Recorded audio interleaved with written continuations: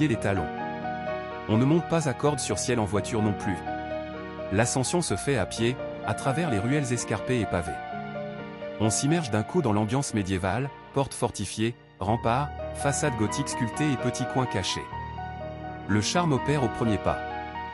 Du haut de cette cité médiévale vous dominez le monde et contemplez l'histoire.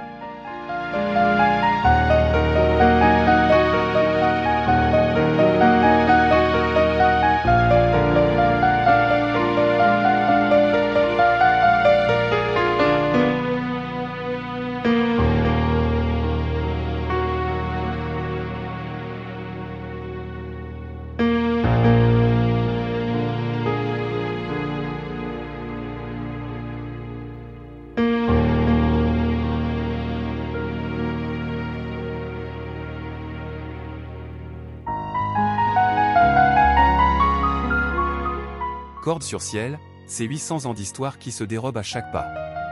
La fondation de la cité considérée comme l'une des premières bastides de la région date du 4 novembre 1222, et fut officialisée par le jeune comte de Toulouse Raymond VII. Sur les pavés foulés, on découvre un haut lieu du patrimoine européen.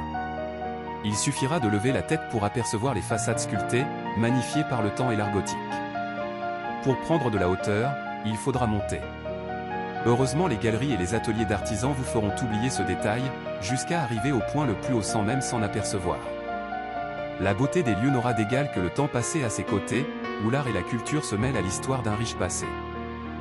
Pendant la Seconde Guerre mondiale, Cordes-sur-Ciel s'est réveillé grâce aux artistes et artisans, réunis autour du peintre Yves Breillet.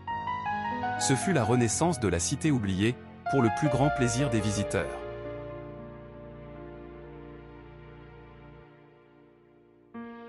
La halle fut construite en 1350 pour accueillir le négoce du tissage et du cuir.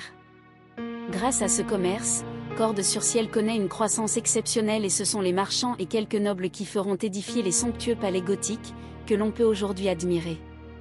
On découvre sous la halle, le puits de Cordes, profond de 100 mètres ainsi qu'à sa gauche la croix en fer forgé. Face à la halle, se dresse impunément la maison du Grand Fauconnier, prolongée par les maisons Prunet et Carrier-Boyer.